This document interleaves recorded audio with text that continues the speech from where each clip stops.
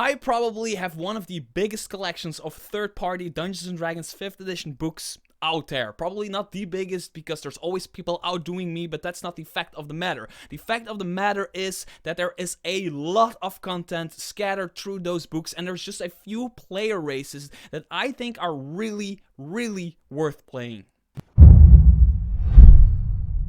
The first race to just dive into it is from Legendary Dragons by Jetpack7. One of my favorite books, one of my favorite companies, and I will just show a print or a artwork right here while I talk about a certain player race called the Dräken. I call it the Dräken, you can call it the Dräken, you can call it the Dräken, or whatever. It is basically Jetpack7 take on some sort of dragonborn, half-dragon type of creature, type of humanoid, and I absolutely love it for one feature. Basically, it's the same as a dragonborn, where you take a black, blue, green, red, white, brass, bronze, copper, gold, or silver dragon background. Now, what they do is they give you different strength, constitution, and intelligence or charisma increases or decreases from what kind of dragon ancestry you have. There's the size, there's the speed, there's draconic magic where you can cast like powers from the manifest from the mutation charts provided. That's the mutation thing, and that is actually the thing that I like the most. Also, of course, you have a breath weapon, you have damage resistance, all that jazz from draconic heritage.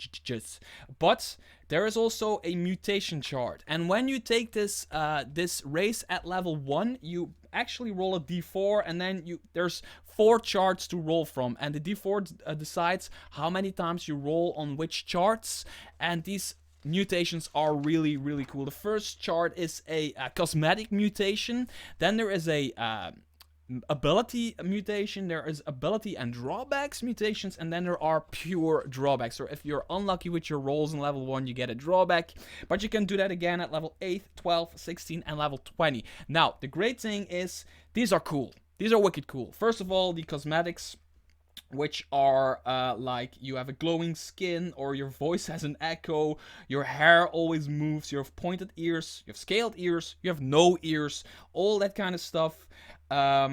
You have like beautiful proportions, you're graceful, you're muscular or you're not muscular, your hair color like exotic bird feathers, all that jazz, all that like cosmetic stuff. You have horns, you could have horns, like some dragons have horns.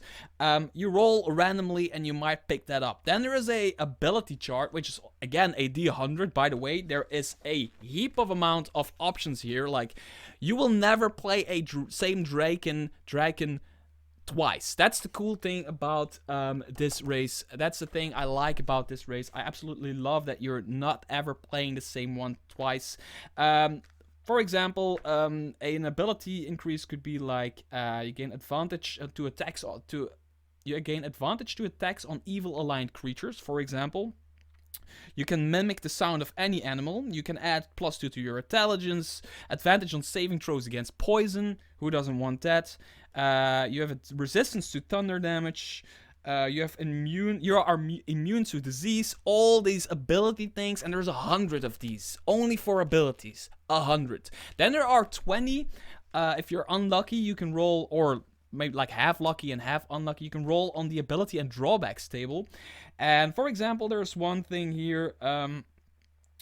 Once per day, when you fail a saving throw, you can choose to succeed. Instead, the effect causes you to be stunned for 1d4 rounds. So that's an ability and a drawback. You can re-roll a saving throw, but you're stunned for 1d4 rounds. All that stuff is in here. There's 20 of those things in here. Add +2 to your armor class as natural armor. Choose one ability score and reduce the number by 1. So there is an up and there is a downside. The higher you roll, the better the upside is, and like least bad the downside is. Like, you know what I mean, probably. Then there are drawbacks, like pure drawbacks. If you're really unlucky, -1 strength. There's in Moonlight, all ability scores under 13 are reduced to 8. Stuff like that. Stuff you really don't want. But the cool thing is you get to roll every 4th, 8th, 12th, 16th, and 20th level to gain like new mutations for your race, or you're always evolving as your race. And I really like that you don't pick your race at level 1 and that's it. No, you pick your race at level 1, and then again you get new abilities from it. Sometimes bad stuff, sometimes good stuff. You never know what you're gonna get. It's like a box of chocolates. It's really cool. You never know what you're gonna get. It's from Legendary Dragons. I think it's one of the coolest races I have not yet seen in action, but I really, really want to play it. And if I'm starting a new campaign as a player, hopefully someday somebody will pick me up as a player again, because I am like the eternal dungeon master.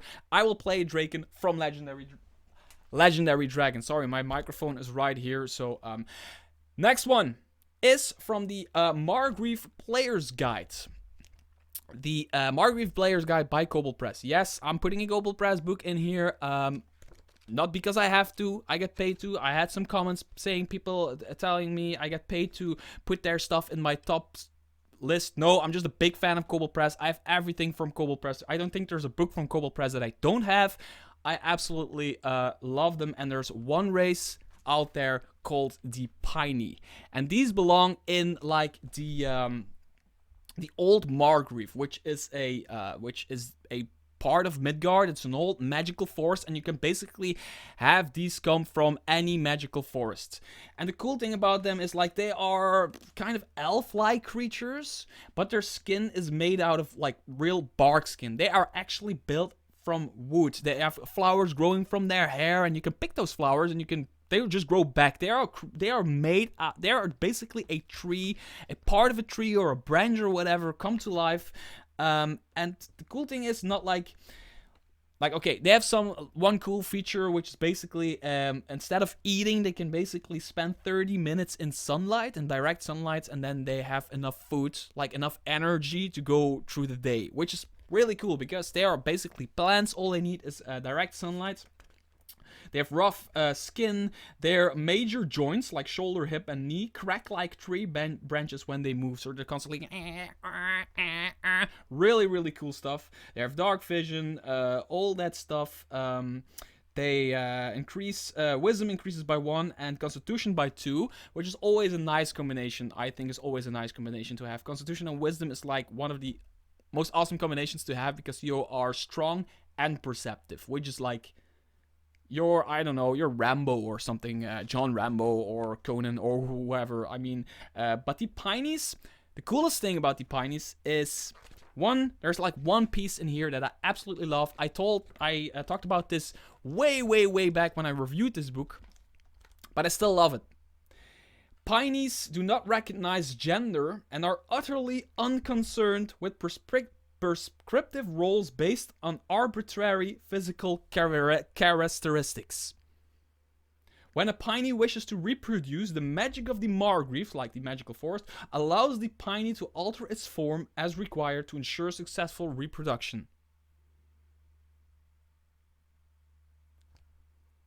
If that is not awesome, then I don't know what is awesome. That opens so many role-playing possibilities. You can alter your form. Like, for example, in the book they have this this beautiful feminine type Piney. And then on the next page they have a more masculine type Piney.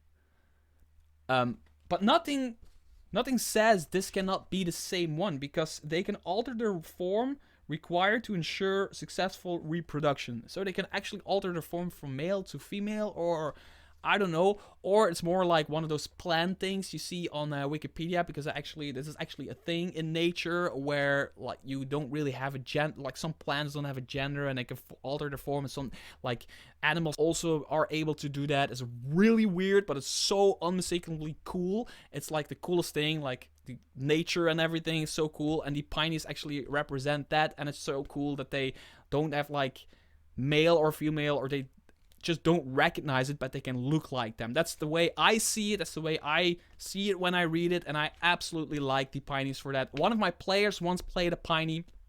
He didn't live very long, sadly, but it was a cool character. He played it when we were in the old Margrave. One of the coolest races out there. I actually saw in action. Then another one. Yes, I'm sorry. I'm so sorry. This is the last one from Kobold Press. This is the second one from Kobold Press from the Midgard Heroes Handbook. Midgard, the campaign setting by Kobold Press. We all know that and we all love it. And there's just a race in here that is so stereotypically Midgard that I just need to talk about it. And that is the... I'm already too far. I'm at the D and I'm looking for the B. So the Bearfolk. The Bearfolk, basically a smart bear. Like a dragonborn. Like it's a bear that walks on both feet. It's like Baloo the bear, right? It talks...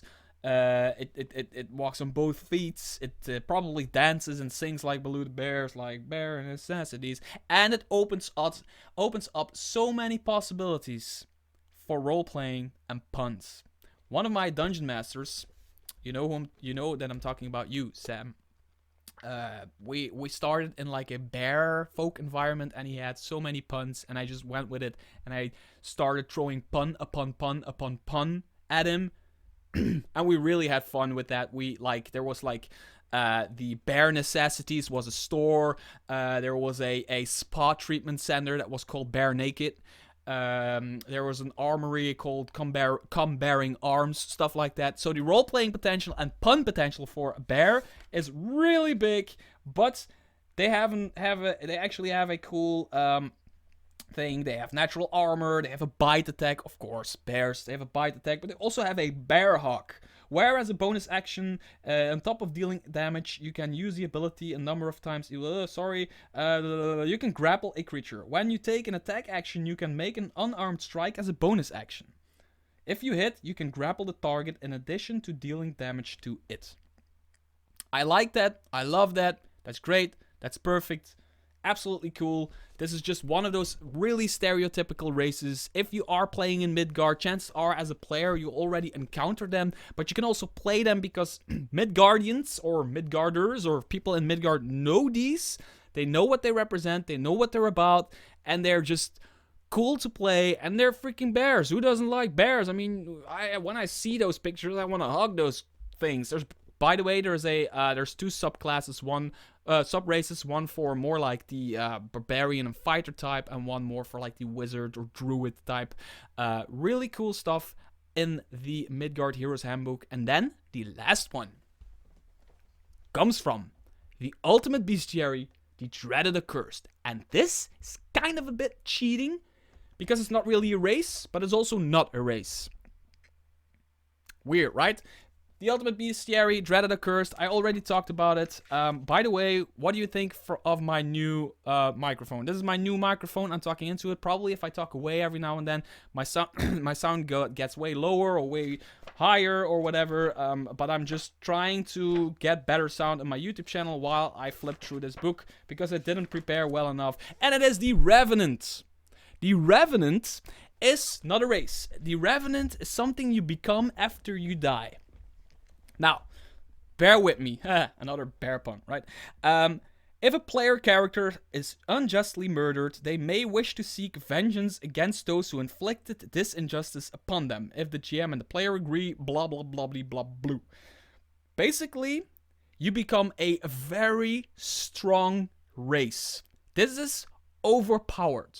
But there is one thing that completely balances it out. But it is overpowered, but it is overpowered for a reason. Because you are a freaking Revenant. You are out looking for revenge. Basically, you're walking through the street, you're la-la-da-dee-da-dee-da, minding your own goddamn business, and then suddenly an assassin comes in and he stabs you, only to find out you stabbed the wrong person. You might want to get revenge on that person, and your party might also want to get revenge on that person.